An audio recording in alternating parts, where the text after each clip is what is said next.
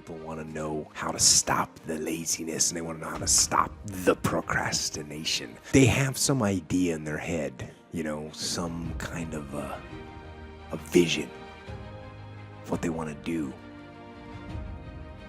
But they don't know where to start. They don't know where to start it, They don't know where to start. And so they say, hey, where do I start? And when's the best time to start? And I have a very simple answer for that. Here and now. That's it. You want to improve? You want to get better? You want to get on a workout program or a clean diet? You want to start a business? You want to write a book or make a movie or build a house or a computer or put together some mobile application? Where do you start? You start right here. And when do you start? You start right now. You initiate the action aggressively. You go.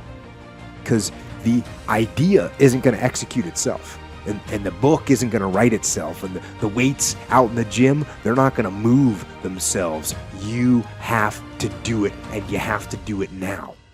And that means you got to stop thinking about it and stop dreaming about it and stop researching every aspect of it and reading all about it and debating the pros and cons of it. Just start doing it. Take that first step and make it happen. Get after it. And get after it here and now. Start before you're ready. If you wait until you feel ready to do anything meaningful, you're going to be waiting for the rest of your life. Among the people who are the most successful, the happiest, the people who are actually contributing the most, they all have one thing in common, and it's this. They all start before they're ready. You see, I think you've misidentified the enemy here, because the enemy, it's not making mistakes. It's not changing your mind, and the enemy is not your fear. The only enemy that you need to defeat, my friend, is not getting started. This is what most of us just fail to realize. Action is the antidote to fear. Action creates progress and momentum. And action, consistent action, is all you ever need to make anything happen in your life. You're never, ever, ever, ever going to feel like doing the things you need to do in order to have what you want. You're always going to need to push yourself. You're always going to need to parent yourself. So what is the net advice on this? What is the bottom line? The bottom line is no one's coming. No one. No one's coming to push you. No one's coming to tell you to turn the TV off. No one's coming to tell you to get out the door and exercise. Nobody's coming to tell you to apply for that job that you've always dreamt about. Nobody's coming to write the business plan for you.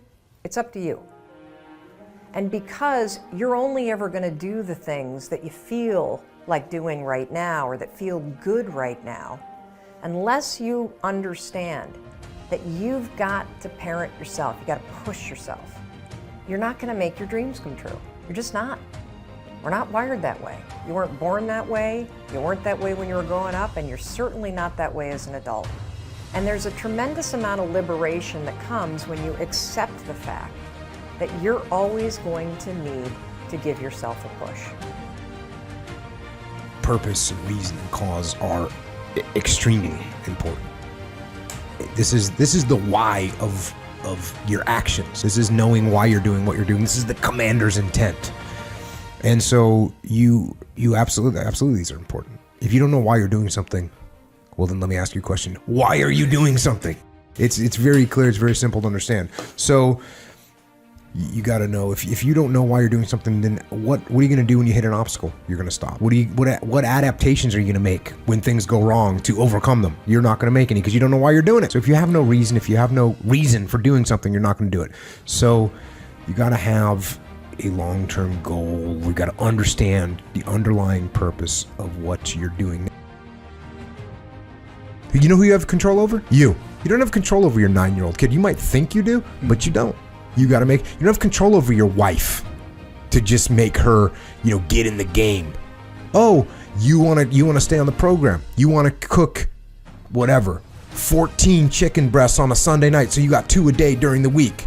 Honey, make it happen. If you are a good leader and you explain what your goals are and you get her on board with the program, then yeah, guess what she's doing on Sunday night? Helping you cook some chicken breast for the week. But this is just like anything else, man. This is just like any other leadership situation. You want to blame the team when something's going wrong? That's not going to get you a solution. You need to take ownership of the problem. You need to get the problem solved. And when I say get the problem solved, this doesn't mean impose your will on the team. That means you need to lead the team. And there's a big difference. I don't quit. I'm resilient. I own the number one skill, the number one talent required to eventually win. I already have. I can't quit. You'd have to kill me to get me out of chasing my dream, right? So number one, I want to point it out as the number one gift. The best ability is availability. Do you have it? Have you decided to have it? Is it something you're going to possess the rest of your life? And those of you that do have it already, I need you to take an inventory, be aware of it, and be intentional with crediting yourself as you're listening to this or watching it today into the bank of your self-confidence, into the bank, into the deposits you make in your identity, because it has everything to do with winning. Every guest you've seen on my show, all the people that I've coached, all have different talents, skills, and abilities. What's the one they all have? The ability to stay present, the ability to stay in the fight, to have not quit. You think, well, that's not a big deal. Really? Because as I've been talking, millions of people made the decision to quit on their dream, just as I've been talking to you. The rest of the day, millions more will. Tomorrow, millions more. Every day, literally millions of people quit on one of their dreams, their dream relationship, their dream business, their dream body. So quitting has become the number one habit in the world by people that end up losing. And I'm telling you, it happens every day, every second, everywhere. Just the fact that while I've been speaking, you're still after your dream, you're ahead of them. You don't give yourself enough credit, because eventually what I found, it looks like winning's this huge competition. But every day, every week, every year, every decade as time goes by, you're gonna find that you're competing with a smaller and smaller and smaller group of people for your dream, because so many of them will just quit. And by the way, many of them that quit will possess talents, maybe even gifts you don't have. Their incredible ability with people, their incredible strength, their incredible brain, and they'll quit with all this giftedness, but you got the talent.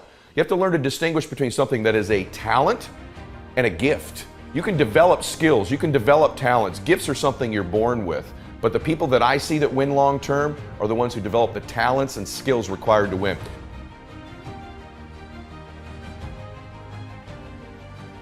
You know what I had? I had the ability to keep hitting the piñata in my life, to stick around long enough. And by the way, when you eventually win, it's not just you that gets all the candy, that gets all the victory, that gets all the money. Lots of people around you, many of which who you were hurting originally with that bat, many of them who were trying to talk you out of it, they get to celebrate in the candy too. My prayer for you is that you begin to think about this analogy. The piñata of your life, the piñata of your business, the piñata of your body. As you're swinging away, I'm here to tell you, even though it doesn't feel like it, you're getting closer to the candy. And if you can add more people to celebrate, it's okay that you feel disoriented. It's okay that it feels blinding and you don't know exactly what direction to go. Just like these precious babies with the piñata.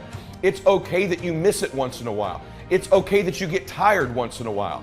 But as long as you keep after it and you keep pounding away, that compound effort of your pounding, I can promise you there's candy someday. And everybody around you will jump on it and celebrate.